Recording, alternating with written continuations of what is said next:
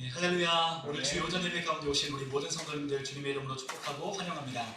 우리 앞뒤 좌우에 있는 분들과 우리 함께 인사하겠습니다. 주님의 이름으로 축복합니다. 반갑습니다. 잘 오셨습니다. 예, 오늘 시간 우리 함께 은혜를 나누실 말씀은 하박국서 2장 1절에서 4절까지의 말씀을 함께 보도록 하겠습니다.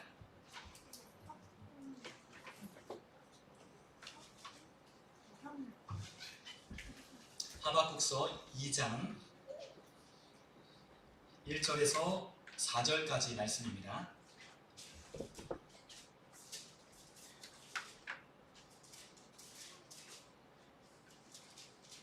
네, 우리 다 찾으신 줄 믿고 우리 한 절씩 교독하여 읽도록 하겠습니다. 내가 내 파수하는 곳에 서며 성로에 서리라. 그가 내게 무엇이라 말씀하시는지 기다리고 바라보며 나의 질문에 대하여 어떻게 대답하시는지 보리라 하였더니 여호와께서 내가 대답하여 이르시되 너는 이 묵시를 기록하여 관에 명백히 새기되 달려가면서 올 수 있게 하라. 이 묵시는 정한 때가 있나니 그 종말이 속히 이르겠고 결코 거짓되지 아니하리라. 비록 더딜지라도 기다리라. 지체되지 않고 반드시 응하리라. 보라, 그의 마음은 교만하여 그 속에서 정직하지 못하나 의인은 그의 믿음으로 말미암아 서리라. 아멘. 오늘 이 시간에 우리가 함께 그리스도인은 믿음으로 산다라고 하는 제목으로 우리가 함께 오늘 말씀의 은혜를 나누도록 하겠습니다. 누구나 한 번쯤 인생을 살면서 이러한 질문들을 한번 해보셨을 거예요. 이 세상은 왜 이렇게 불공평한가? 왜 이 세상은 왜 이렇게 이 불공평한가에 대해서 누구나 한 번쯤은 질문을 한다라는 거죠. 사실 우리가 살아가는 이 인생을 우리가 겪어보면 불공평하다는 것을 우리가 느끼게 됩니다. 우리가 뭐 밝은 면으로 우리가 함께 보지만 우리가 흔히 그런 얘기를 하죠. 어떤 사람은 날 때부터 이미 출중한 외모를 가지고 태어나는 그러한 사람들이 있어요. 또 어떤 사람은 날 때부터 많은 재능을 갖고 또한 이미 많은 그러한 배경과 또한 그 부모의 환경을 통해서 그러한 부유한 삶을 그렇게 누리는 그러한 사람들도 있습니다. 그렇기 때문에 우리가 그러한 것을 볼 때 참 세상은 불공평하다라고 그렇게 이야기를 하죠. 하지만 그것은 우리가 좋은 쪽으로만 봐서 그렇지 우리가 나쁜 면을 우리가 또 깊숙이 들여다보면 이 세상은 참 불공평하다는 것을 우리가 깨닫게 되죠. 사실 악인들이 득세하는 이 세상, 선하게 살고 착하게 살고 또한 자기의 주어진 본분을 지키며 살아가는 사람들이 오히려 더 많은 고난과 또한 슬픔과 아픔을 겪는 것을 보면 이 세상은 불공평하다라는 그러한 생각이 든다는 거예요. 사실 우리가 드라마나 영화나 이러한 TV를 통해서 보면 착한 사람들이 더 극화돼서 그러한 어려움들이 많이 나타나요. 착한 사람이 더 많이 속기도 하고 더 많이 아픔을 당하고 또 엎친 데 덮친 격으로 많은 고난을 겪게 되는 것을 보게 됩니다. 하여튼 우리가 살아가는 이 세상은 악인들이 오히려 떵떵거리며 잘 사는 그러한 세상이라는 거예요. 그렇기 때문에 우리는 끊임없이 이 세상은 불공평하다라는 생각을 하게 되는 거죠.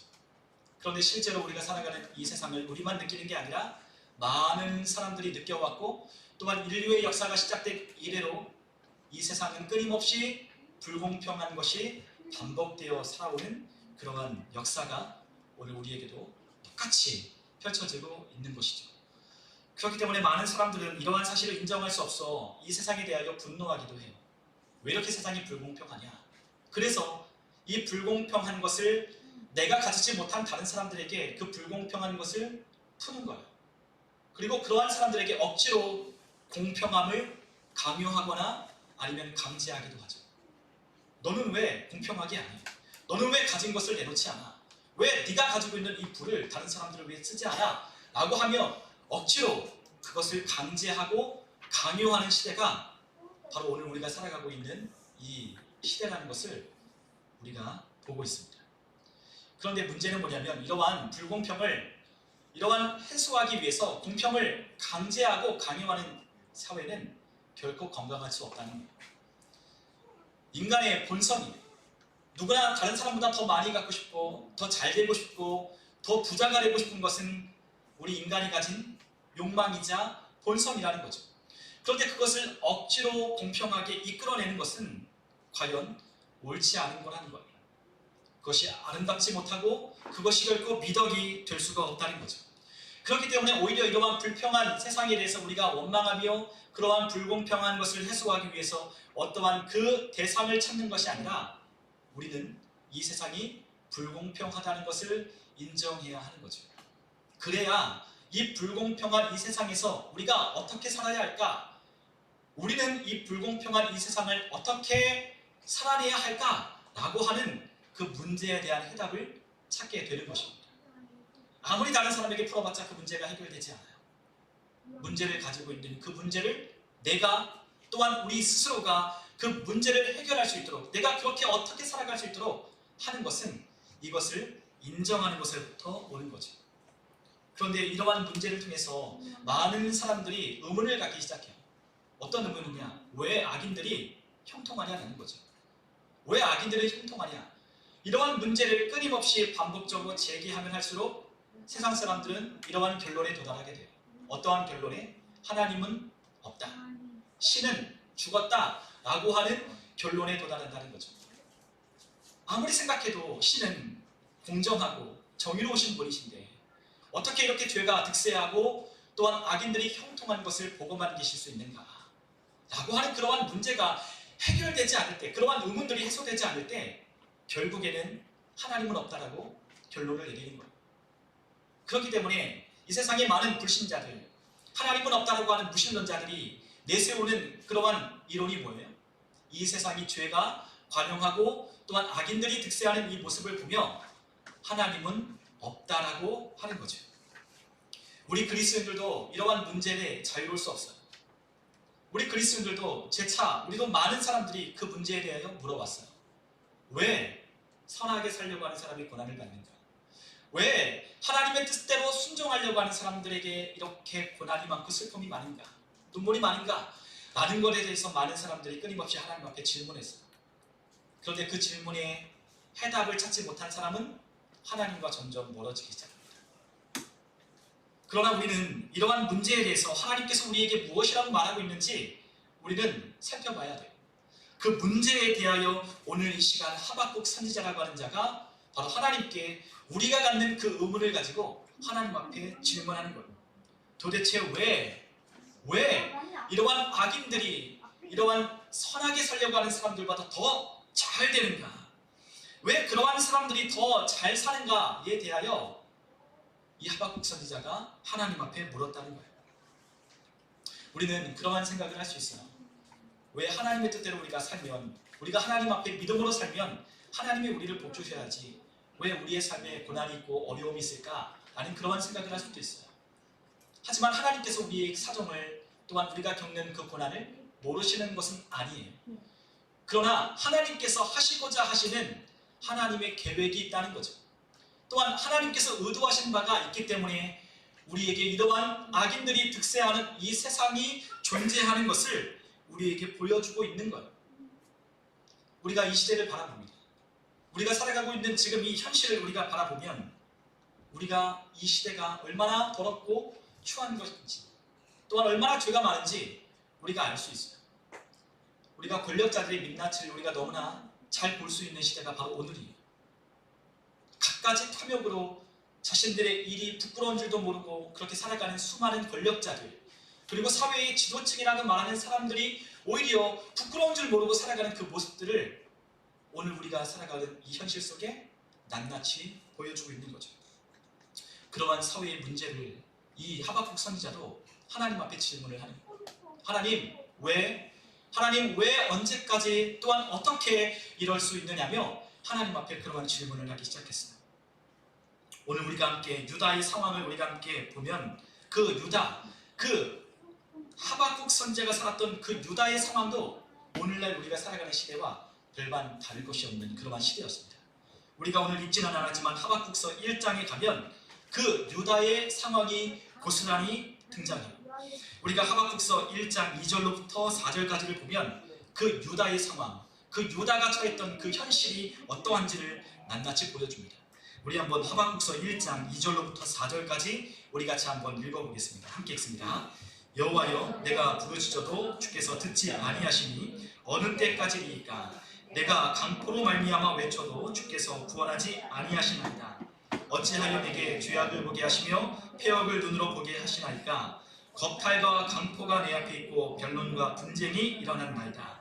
이러므로 율법이 해이하고 정의가 전혀 시행되지 못하오니 이는 악인이 의인을 에워쌌으므로 정의가 굳게 행하여 짐이니이다. 아멘. 하박국 선자는 하나님 앞에 끊임없이 기도했던, 하나님 앞에 요청했던 기도의 제목이 있었어요. 그것이 무엇이냐면 바로 하나님께서 왜 이 땅에 폭력이 가득하고 또한 이 땅에 악이 가득함에도 불구하고 이것을 구원해 주시지 않느냐. 왜 이 유다 안에 이렇게 죄악이 관영한데도 하나님께서 이 부르짖는, 이 하나님 앞에서 부르짖는 사람들의 소리를 듣지 아니하시냐 라고 하는 것에 대하여 이 하박국 선자는 끊임없이 기도했다는 거예요. 그런데 하나님께서 이 기도를 응답해 주신 것이 아니라 듣지 않으셨다라고 그렇게 하박국 선자는 이야기를 해요. 하나님께서 내가 이렇게 부르짖어도 하나님이 듣지 않으셨대요. 하나님이 듣지 않고 계시다는 거예요. 그렇기 때문에 하나님 앞에 불평을 토로하는 거죠. 하나님 도대체 왜 이러한 강포, 폭력, 이러한 죄악들이 이 사회 속에 만연한데도 왜 이 악인들을 심판하지 않는 겁니까? 내가 이것을 부르짖어도 왜 하나님 기도에 응답해 주지 않습니까? 라고 하나님 앞에 기도했지만 하나님은 그 기도에 응답하시지 않았어요. 그리고 또한 3절에 보니까 이렇게 이야기를 해요. 뭐라 이야기하죠? 어찌하여 왜 내게 죄악을 보게 하시며 폐역을 눈으로 보게 하십니까? 라고 하나님 앞에 따지며 물었어요. 하나님 오히려 이 기도는 듣지 아니하시고 왜 계속해서 이 죄악들을 내 눈으로 직접 목도하게 하며 이 폐역들을 보게 합니까? 이 땅에 겁탈이 만연하고 또한 강포와 폭력들이 이 사회 속에 가득하고 그리고 또한 이 사회가 어떤 사회예요? 변론과 분쟁이 일어나는 시대라고 말을 하고 있는 거예요. 사회가 어때요? 어지러워요. 죄가 관영하기 때문에 계속해서 이 사회가 어때요? 변론, 소송을 하고요. 논쟁을 하는 사회가 되었다는 거죠. 오늘 우리가 사는 이 시대도 그렇지 않아요? 계속해서 고소하고 또 그것에 대하여 반박하고 또한 그것이 맞냐 틀리냐 계속 싸우는 그러한 이야기들이 우리가 보는 언론의 메인 뉴스를 가득 채우고 있는 거예요. 똑같아요. 계속해서 이러한 소송과 변론 그리고 이 안에 있는 폭력적인 일들, 죄악들, 이러한 거탈들, 수많은 일들이 바로 이 사회에 폭발하고 있다는 것을 지금 이 하박국 선자는 이야기를 하고 있는 겁니다. 그러면서 4절에 뭐라고 이야기냐? 그렇기 때문에 율법이 해이해졌다는 거예요. 곧 무슨 말이겠어요? 법이 무용지물이라는 거예요. 사람들이 법을 무시한다는 거예요. 왜냐하면 사회의 지도층들부터 다 법을 지키지 않고 살아가니까. 다 그 법이랑 무관한 삶을 살며 자신들이 의롭다 떳떳하다고 주장하며 살아가고 있는 그 모습들을 보는데 누가 율법을 지키며 살아가느냐는 거죠. 그러니까 율법이 그 사회의 기준이 되지 못하고 오히려 사람들이 율법을 무시하는 거예요. 그리고 또한 어떤 일이 있어요? 악인들이 의인을 에워싸는 거예요. 의인들이 많은 게 아니라 소수의 의인들을, 악인들을 둘러싸고 정의를 굳게 행하는 일이 그 유다의 사회에 지금 나타나 있는 것을 지금 이 하박국 선자가 하나님 앞에 따지듯 묻기 시작합니다. 하박국 선자의 질문은 이것이었어요. 왜? 어째서? 하나님 왜 이것을 지켜만 보십니까? 왜 악인들이 형통하는 것을 왜 하나님 눈뜨고 보고만 계십니까? 하나님 공의로우신 분 아니십니까? 하나님 정의로우시다면서요. 하나님 그렇게 우리를 죄가 있을 때마다 하나님께서 우리를 징계하시고 하나님께서 우리에게 징벌을 주신 그 하나님이 왜 지금은 눈뜨고 보고만 계시냐라고 하박국 선자가 하나님 앞에 따지듯 묻는 거예요. 그런데 이러한 질문 앞에, 이러한 하나님 앞에 기도하는 이 하박국 선자의 물음 앞에 하나님께서 뭐라고 대답하시냐? 오히려 전혀 예상할 수 없는 그 질문에 대한 답을 하박국 선자에게 들려주었어요. 우리가 5절에 보면 하나님께서 그 하박국 선자에게 이렇게 대답합니다. 우리 한번 5절에 있는 말씀을 같이 한번 읽어보겠습니다. 여호와께서 이르시되 너희는 여러 나라를 보고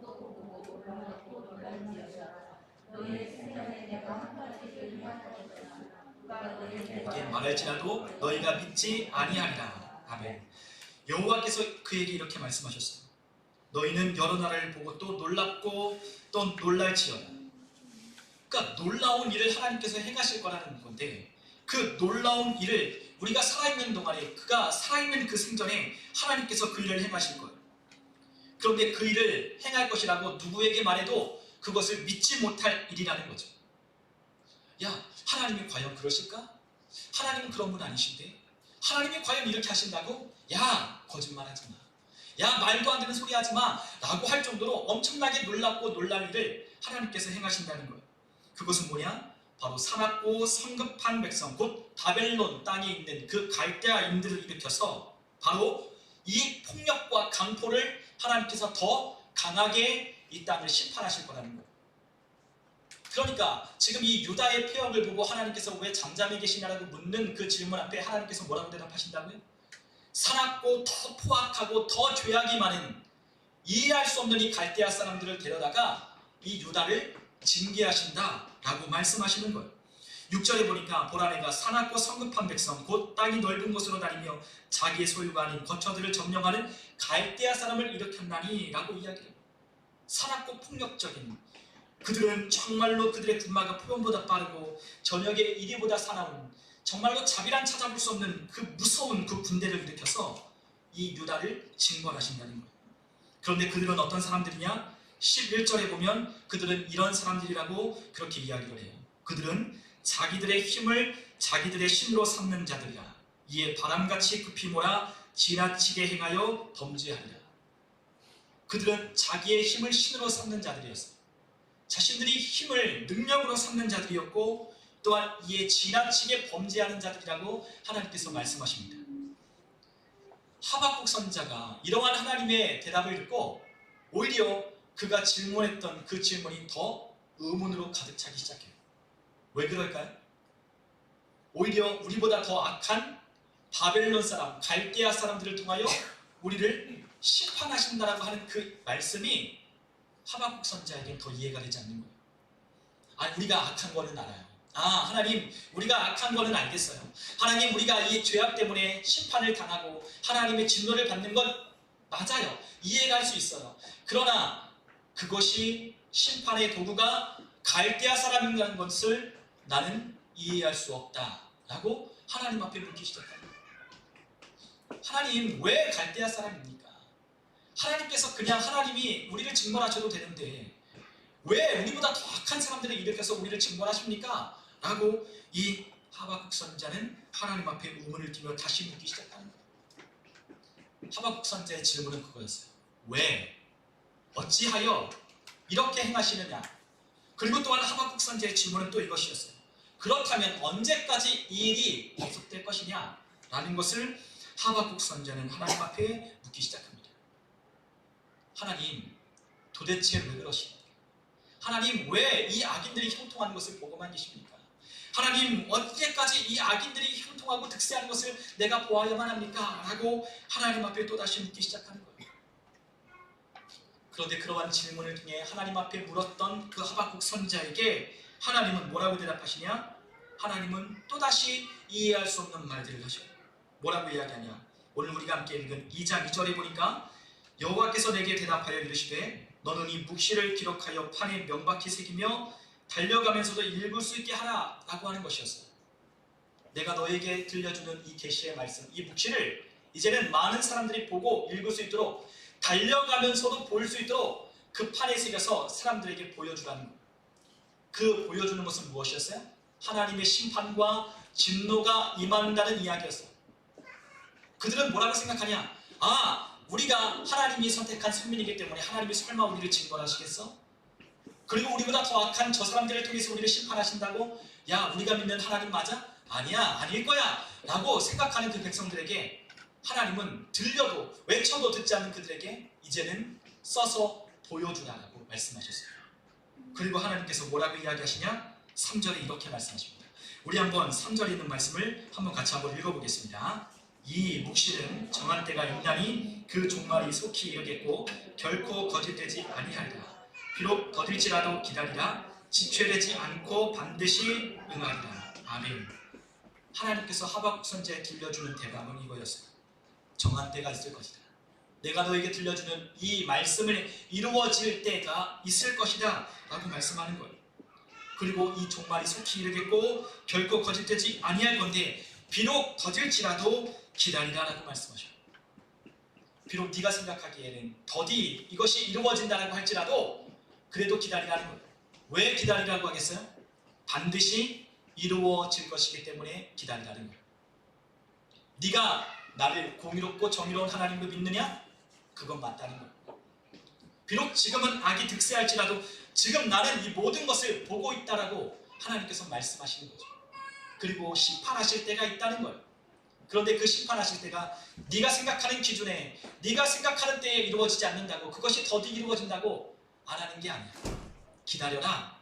기다려라. 반드시 응할 것이니까 반드시 이루어질 거니까 기다리라라고 하나님이 이 하박국 선지자에게 말씀하셨어요. 그리고 그에게 4절에 있는 우리가 너무나도 잘 아는 이 말씀을 그 하박국 선지자에게 들려주고 뭐라고 말씀해요? 보라 그의 마음은 교만하며 그 속에서 정직하지 못하나 의인은 그의 믿음으로 말미암아 살리라 라고 말씀하시는 거예요. 그 갈대아 사람들은 비록 그의 마음이 교만하고 그 속은 정직하지 못하지만 의인은 믿음으로 말미암아 산다는 거죠. 하나님의 백성은 뭘로 산다는 거예요? 믿음으로 사는 거예요. 지금 하나님께서는 말씀하실 때 지금 하나님께서 택한 백성들을 하나님께서 말씀하시는 게 아니에요. 하나님 안에 있다고 착각하는 그 사람들까지 다 하나님의 사람 의인이라고 말씀하시는 게 아니에요. 하나님은 어떤 사람? 믿음으로 사는 사람을 하나님은 의인으로 인정하시며 그 사람들에게 이렇게 살라고 하나님께서 말씀하시는 겁니다. 오늘 우리가 하나님을 믿는다고 하지만 우리가 하나님을 믿는 신앙을 가졌다고 하지만 우리가 하나님 앞에서 의인으로 설 수 있는 자는 믿음으로 서는 자라는 거예요. 하나님은 우리가 하나님을 믿는다라고 하는 그 대답 속에 하나님은 우리를 인정하시지 않아요. 누구를 인정하냐?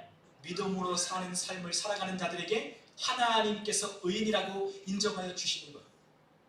하나님은 우리가 이렇게 죄악에 관영하고 악인들이 득세하는 우리가 이해할 수 없는 불공평이 가득한 이 세상 속에 우리는 어떻게 살아야 하냐? 바로 믿음으로 살아야 한다라고 우리에게 아주 명쾌하게 간단하게 명료하게 우리에게 말씀하여 주고 계신 겁니다. 우리는 이 세상을 바라볼 때 불공평해요. 그것을 느껴요.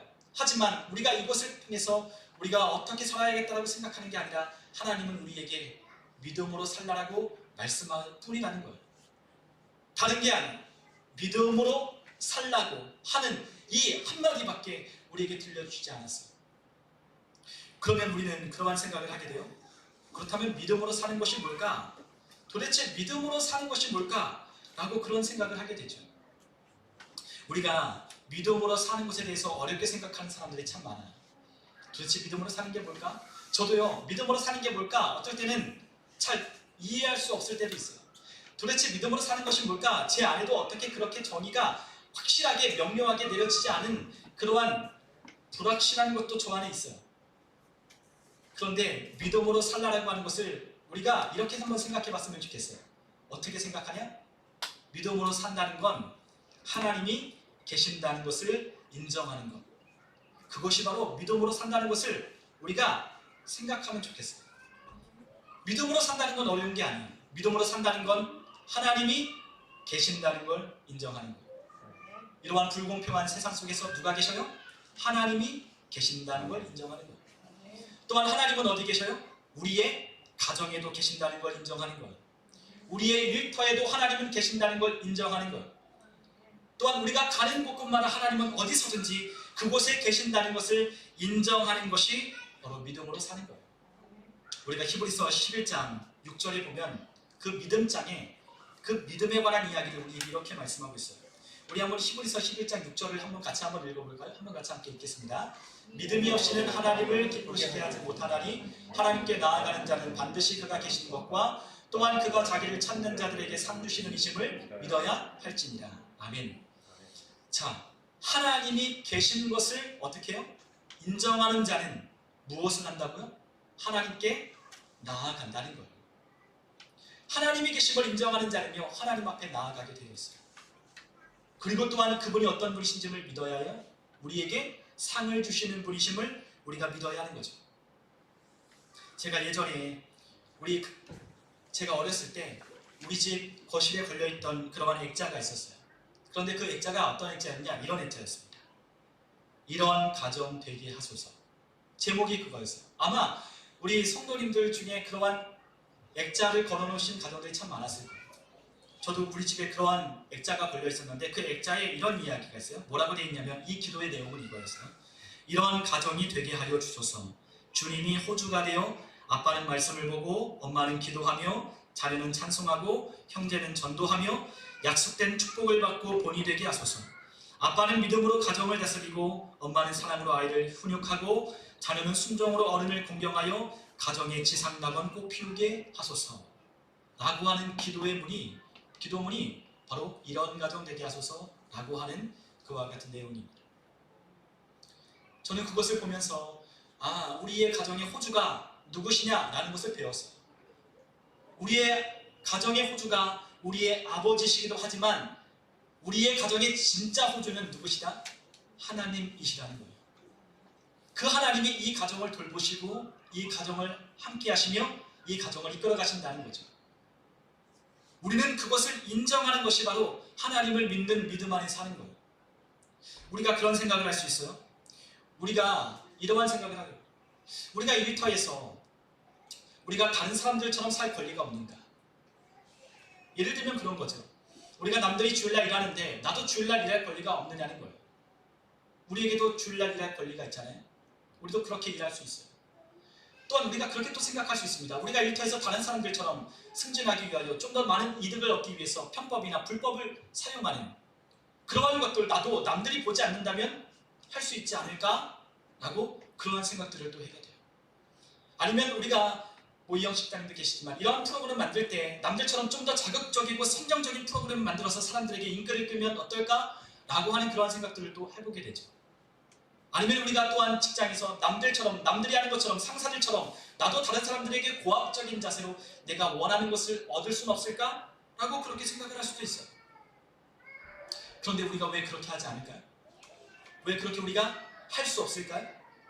하나님이 이 모든 것을 보고 계시다는 것을 알기 때문에 그렇게 할 수 없는 거예요. 내가 이 세상에서 남들이 보지 않는 한 남들처럼 편법이나 불법을 써서 조금 더 이득을 취하고 조금 더 다른 사람들보다 잘 살아보고자 하는 그러한 노력이 우리도 할 수 있다는 거죠. 그런데 우리가 그러한 일을 하지 않는 것, 할 수 없는 것은 하나님께서 보고 계시기 때문임을 알기 때문입니다. 그렇기 때문에 우리가 하지 않는 것. 우리가 그러한 삶을 뭐라고 부르냐?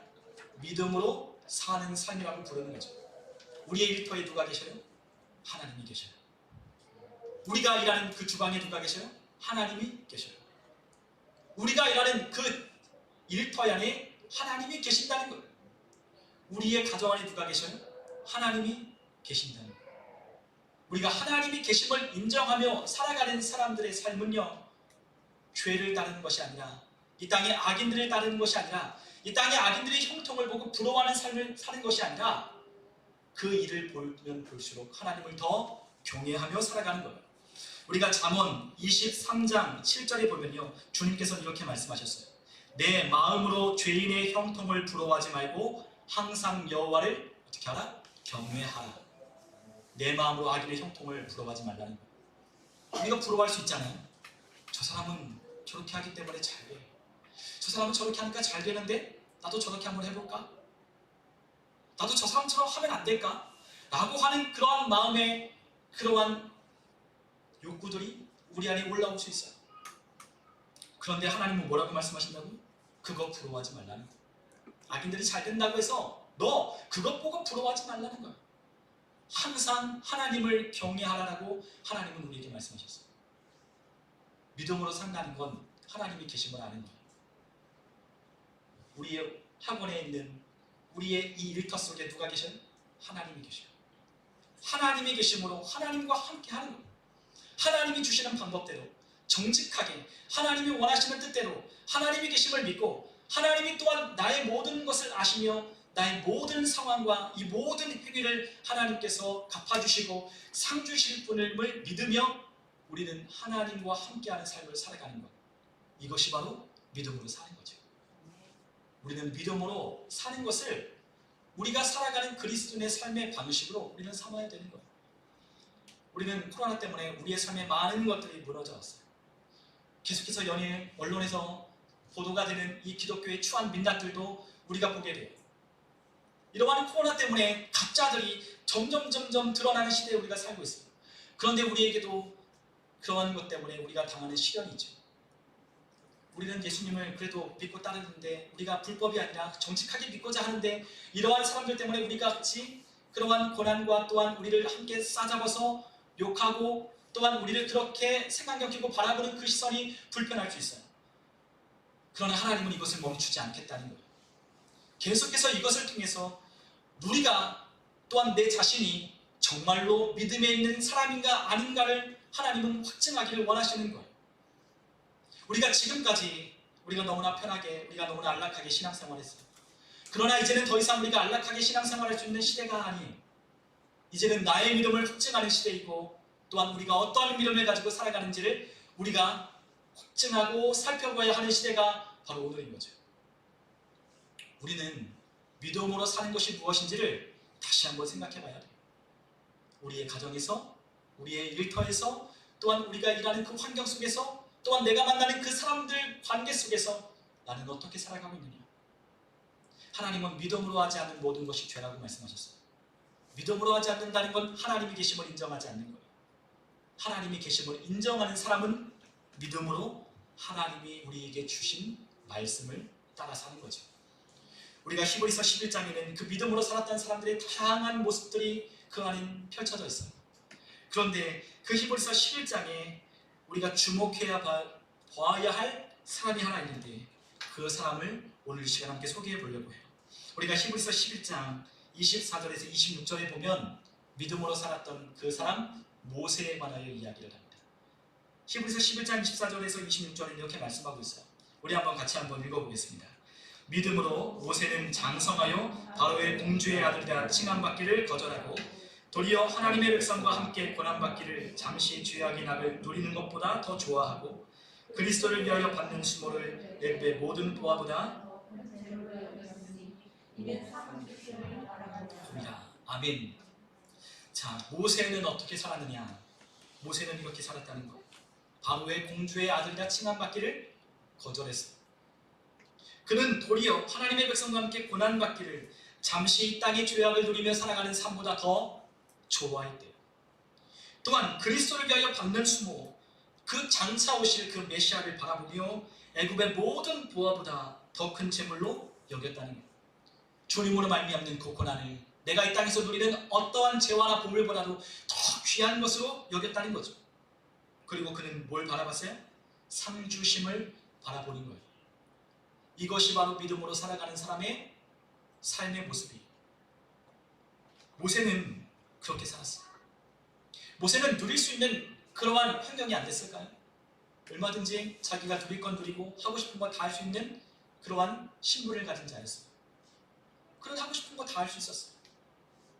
어쩌면 그가 파라오가 될 수도 있는 그러한 지위가 그에게 주어졌을지도 몰라요. 그가 하고 싶은 거는 다 할 수 있는 그 세상이 바로 애굽이었어요. 그런데 그는 애굽에서 바로의 공주의 아들이라 칭함받는 것을 거절하고 도리어 고난받기를 선택함으로 이스라엘 백성들과 함께 했다는 거죠. 그는 알았어요. 이 땅에 잠시 죄악으로 낙을 누리는 것보다 저 하늘나라가 더 영구하다는 것을, 그리고 이 땅에서 우리가 당하는 고난은 잠시 잠깐뿐이라는 것을 그는 알았습니다. 그리고 또한 그리스도를 위하여 받는 수모를 이 땅에 있는 모든 죄악보다 더 낫게 여기며 상 주시는 힘을 바라보는 거죠. 그것이 바로 믿음이라고 우리에게 말하고 있는 거예요. 오늘 우리가 어떻게 살아야 할까라고 하는 것에 대해서 우리 성도들과 저에겐 확실한 대답이 있어야 돼요. 우리는 뭘로 살아야 되냐? 믿음으로 인하여 산다라고 대답할 수 있어야 돼요. 나는 믿음으로 산다는 거예요. 세상 흔들리고 이 땅이 죄악이 관영해져도, 아무리 우리가 이 땅에 살아가는 동안에 우리가 하지 않은 일 때문에 우리가 고난을 당하고 또한 우리가 그렇게 취급을 받는다 할지라도 우리는 그 고난을 기꺼이 받기로 하고 선택하는 것, 그것이 바로 우리가 살아가는 믿음의 삶인 거예요. 그런데 하나님께서는 뭐라고 말씀하시냐? 이 모든 것이 비록 더딜지라도 반드시 이루고야 말리라 라고 말씀하셨어요. 하나님이 안 보시고 계신 것이 아니에요. 공의와 정의를 행하시는 분이에요. 고무시불홍이라고 여러분 권세를 가진 사람들이 아무리 이 세상이 날고 긴다고 해도요 그들의 불법은 언젠가 드러나게 돼 있어요. 또한 그들이 당하는 심판은 영원한 심판이 기다리고 있어요.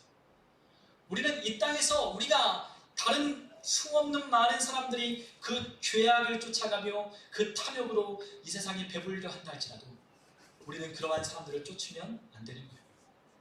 왜냐하면 우리에게는 뭐가 있어요? 영원한 천국이, 영원한 나라가 기다리고 있기 때문에.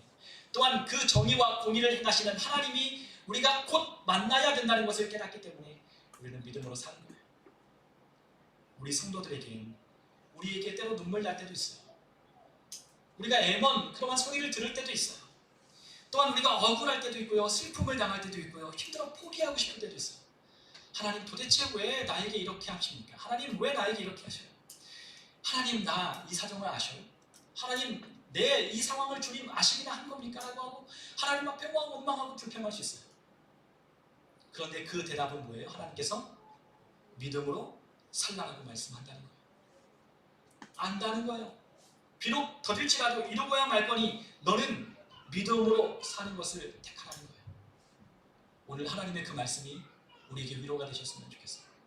하박국 선자는 하나님께서 그 믿음으로 살리라고 하는 그 말씀, 그리고 비록 더디지만 이 말씀을 정한 때에 이루겠다라고 말씀하시는 그 하나님의 말씀을 듣고요, 하박국 선자는 기뻐했어요.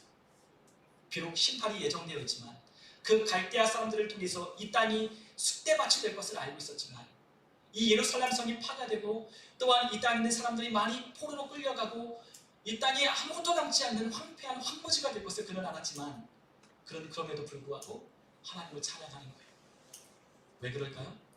하나님이 공의를 행하실 것을 알기 때문에, 하나님께서 의인으로서 믿음으로 사는 자들을 하나님께서 지키시고 보호하실 것을 알기 때문에, 그것을 믿기 때문에 하박국 선자는 찬양했어요.